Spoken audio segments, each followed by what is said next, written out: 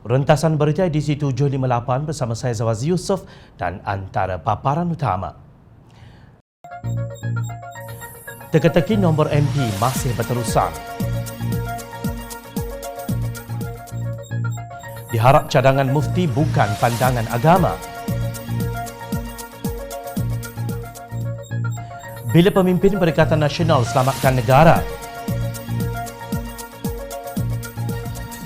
Mustahil Tun M punya sokongan majoriti.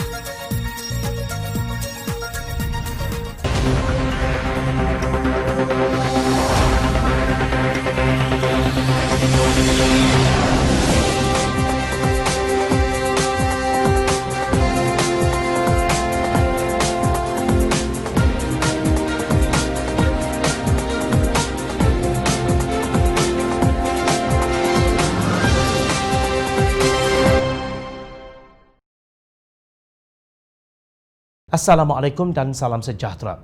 Nampaknya ramai yang ingin mengetahui sama ada pengerusi Pakatan Harapan, Datuk Seri Anwar Ibrahim benar-benar memiliki nombor ahli parlimen yang menyokong beliau. Malah ada pihak yang begitu obses ingin mengetahui siapa mereka sehingga membuat laporan polis agar Anwar disiasat. Namun Presiden Keadilan itu berkata orang lain tidak perlu tahu secara terperinci urusannya dengan Yang di-Pertuan Agong merhubung perkara tersebut. Jadi saya beritahu pertemuan saya dengan Agong itu di antara saya dengan Di-Pertuan Agong dan tidak menusabah untuk orang mengetahui cara terperinci apa yang berlaku di antara saya dengan Duli Kebah Duli Yang Mulia.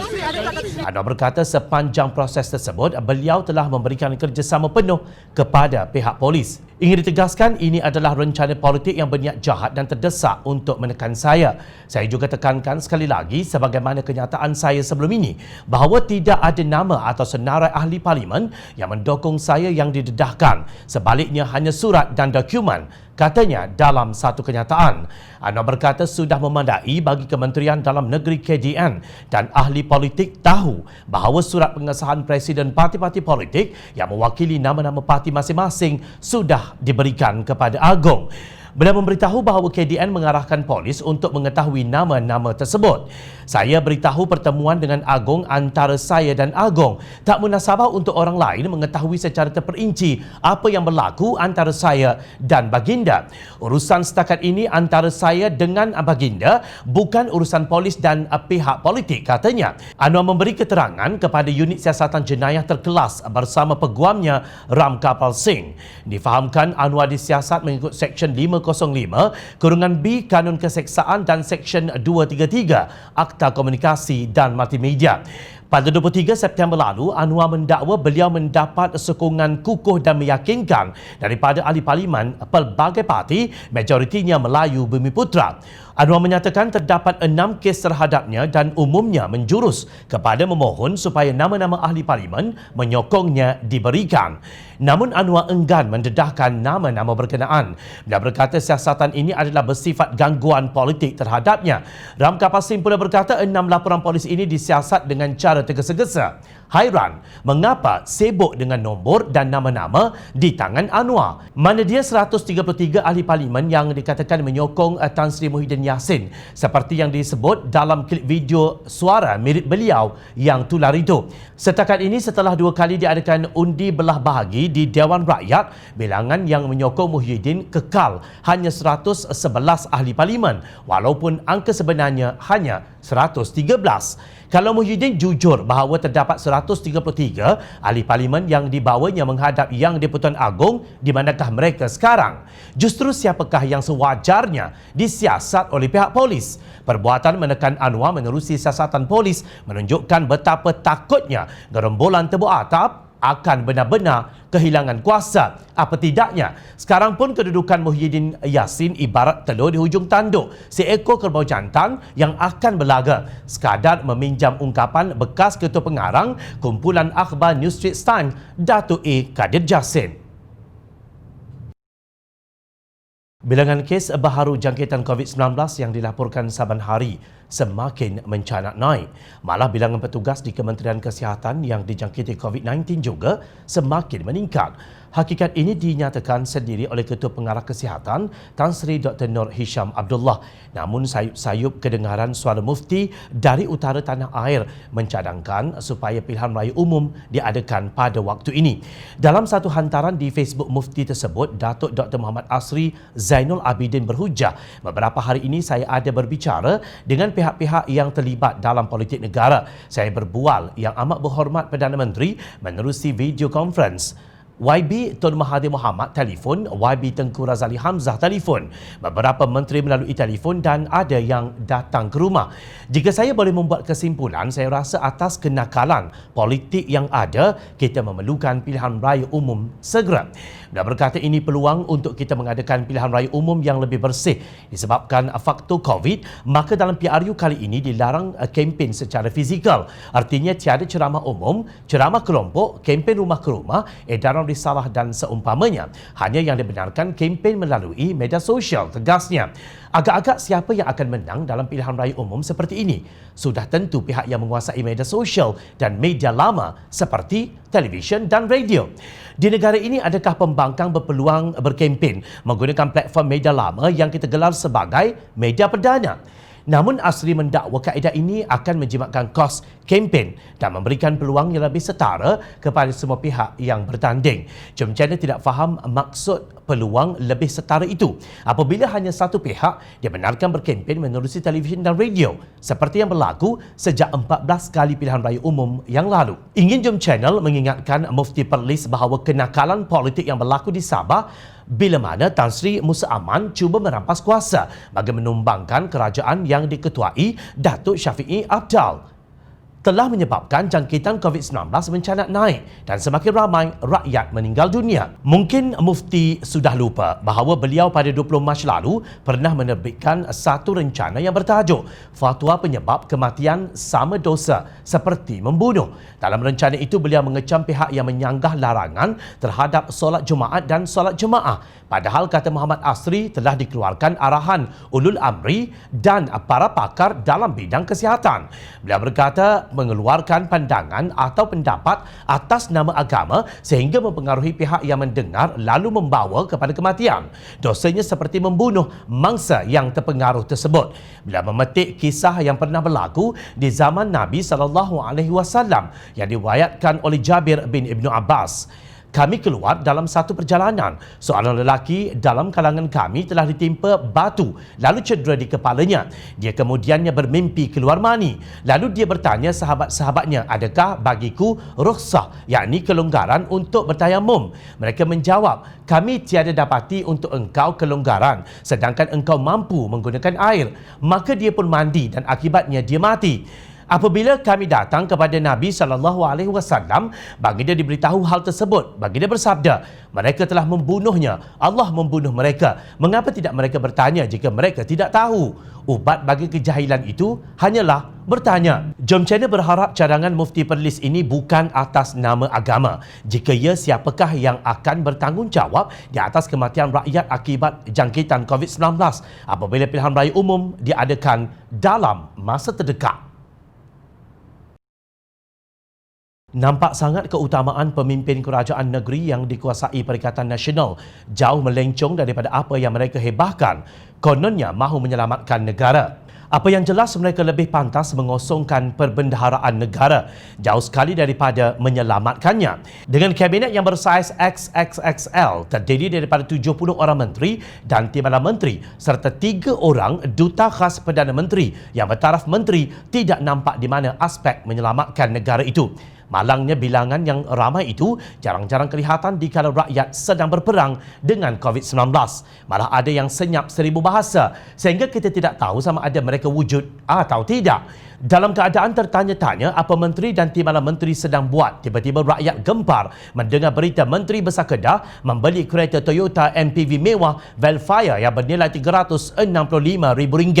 Pembelian kenderaan Velfire oleh syarikat Darul Aman Senia Berhad atau SADA bukan bukanlah satu keperluan penting. Sebaliknya, anak syarikat kerajaan negeri Kedah itu sepatutnya memberi keutamaan kepada bekalan air bersih yang sempurna kepada rakyat, kata Ahli Jawatan Kuasa Amanah Nasional Ustaz Zulkarnain Abidin. Menurut beliau, jika sadar memerlukan kenderaan untuk kegunaan pengurusan air, kenderaan jenis Hilux, Ford, Mitsubishi amat sesuai dan boleh diperoleh yang baharu dengan harga lebih murah iaitu RM150,000. Di sini dah jimat RM215,000. Pengerusi tak perlu kereta Belfire atau Velfire itu sebab dia dah ada kereta rasmi MB. Rasanya sadar pun ada lagi kereta lain yang boleh digunakan oleh eksekutifnya untuk buat kerja lapangan. Isunya bukan salah atau tidak dari sudut peraturan sebab pembelian tentu ikut peraturan. Isunya ialah sadar jaga hal asas kehidupan manusia iaitu air, ujarnya di Facebook.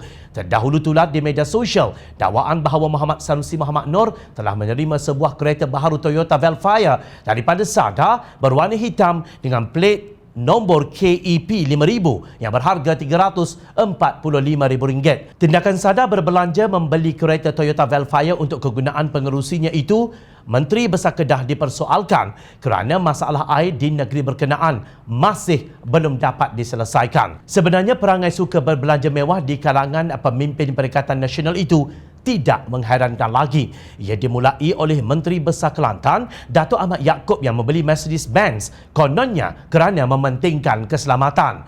Kenderaan model terbaru itu dipercayai bernilai hampir RM700,000 ditempah sejak tahun lalu dan kenderaan itu mula digunakan tahun ini. Tular juga di Facebook gambar sebuah kereta mewah iaitu Lexus ES250 dengan nombor pendaftaran M1 yang dikatakan kenderaan rasmi Ketua Menteri Datuk Seri Sulaiman Muhammad Ali. Pada Jun lalu, Kerajaan Perak membeli sebuah kereta jenis Lexus ES sedan bagi menggantikan Toyota Camry sebagai kenderaan rasmi Menteri Besar Perak. Perkara itu disahkan Menteri Besar Perak, Datuk Seri Ahmad Faizal Azumu. Begitu caranya pemimpin Perikatan Nasional menyelamatkan negara setelah menjatuhkan kerajaan yang dipilih rakyat pada pilihan raya umum ke-14 yang lalu. Sedangkan dana tersebut boleh digunakan demi keutamaan rakyat yang kehilangan pekerjaan dan gagal melunaskan hutang dan pendidikan anak-anak. Hendak ke mana mereka dengan kereta mewah itu pada zaman pandemik coronavirus COVID-19 ini? Jadilah pemimpin yang berintegriti, bukan si luncai yang khianat. Baru-baru ini ramai yang tersenyum simpul membaca berita Parti Pejuang Tanah Air Pejuang yang sebelat suara mencalonkan pengasasnya Tun Dr. Mahathir Mohamad sebagai calon Perdana Menteri sementara menunggu pilihan raya umum ke-15. Mengapa Perdana Menteri sementara? Menurut Abu Bakar Yahya, setiausaha politik bekas pengerusi Bersatu itu, tujuannya adalah untuk menyelamatkan negara sementara menunggu pilihan raya akan datang. Seorang penganalisis politik Dr. Awang Azman Pawi dari Universiti Malaya tidak percaya Tun Dr. Mahathir Mohamad mempunyai sokongan majoriti ahli parlimen untuk menjadi Perdana Menteri buat kali ketiga, lapor Free Malaysia Today. Awang Azman berkata Tun Dr. Mahathir akan berdepan kesukaran untuk melakukannya kerana kemungkinan untuk bekerjasama dengan kerajaan sedia ada atau pembangkang semakin berkurang hari demi hari. Beliau merujuk kepada ahli parlimen yang sebelum ini penyokong kuat Tun Dr. Mahathir termasuk bekas Ketua Armada Syed Saddiq Syed Abdul Rahman tidak menganggotai Pejuang. Juga terdapat laporan bahawa Dr. Mazlim Malik antara yang menandatangani akuan bersumpah SD menyokong Datuk Seri Anwar Ibrahim. Menurut beliau, dua parti besar UMNO dan Keadilan tidak akan bersetuju dengan Tun Dr. Mahathir untuk menjadi Perdana Menteri. Ahli Majlis Tertinggi UMNO, Datuk Dr. Muhammad Muazzar Kassi pula berpendapat Tun Dr. Mahathir terkejut apabila Anwar mengumumkan beliau sudah cukup nombor untuk menjadi Perdana Menteri. Beliau bertambah terkejut dan gerun bila UMNO mahu bagi ultimatum kepada Tan Sri Muhyiddin Yassin. Ramai yang lupa masa Muhyiddin mendapat perkenan yang di-Pertuan Agong sebagai Perdana Menteri tidak berbangkit pun soal senarai nama. Yang penting ialah nombor. Jumlah yang sokong Muhyiddin hanya diketahui apabila berlaku pengundian memilih speaker. Rupanya Muhyiddin ada 113 sahaja, ujarnya dalam kenyataan di Facebook. Menurut satu klip audio yang tular dengan suara mirip Muhyiddin berkata, beliau mempunyai 133 nama ahli parlimen. Rupanya 113 dan bukan 133. Puak juga membuat dakwaan yang serius tentang bekas presiden partinya itu. Ada pepatah menyebut, killing two birds with one stone. Apakah ada pepatah bunuh 3 ekor burung dengan 1 batu? Ini yang Tun Mahathir mahu lakukan. Dia lain dari yang lain. Dia mahu bunuh UMNO, Muhyiddin dan juga Anwar. Beliau membuat kesimpulan bahawa bunuh UMNO bermakna bunuh Datuk Seri Najib Razak, Datuk Seri Zahid Hamidi dan Tan Sri Razali Hamzah. Sementara itu, Pemuda Keadilan menerusi naib ketua pemudanya Said Badli Shah Said Osman. Tun Dr. Mahathir Mohamad menepati janjinya sebelum pilihan raya umum ke-14 dengan memberi sokongan kepada Anwar dalam usahanya menubuhkan kerajaan baharu. Sokongan tersebut memadai sebagai isyarat bahawa Tun Dr. Mahathir seorang yang menepati janjinya, katanya dalam satu kenyataan. Said Badli berkata jika bekas Perdana Menteri itu menunjukkan sikap sebaliknya, beliau akan dilihat sebagai seorang yang mungkir janji dan tidak boleh dipercayai. Sebagai legenda politik tanah air, tentu namanya akan tercemar jika Tun Dr. Mahathir dilihat sebagai seorang pemimpin yang gagal menepati janjinya, tegasnya. Menepati janji itulah yang sebaik-baiknya dilakukan oleh seorang negarawan yang mahu namanya dipahat dengan indah dalam sejarah politik tanah air. Rakyat memerhati. Teruskan bersama kami di Jom Channel dan layar reporter jomchannel.net untuk mendapatkan berita politik tanah air. Saya Zawaz Yusof, terima kasih untuk perhatian anda. Assalamualaikum, salam sejahtera, kita jumpa lagi.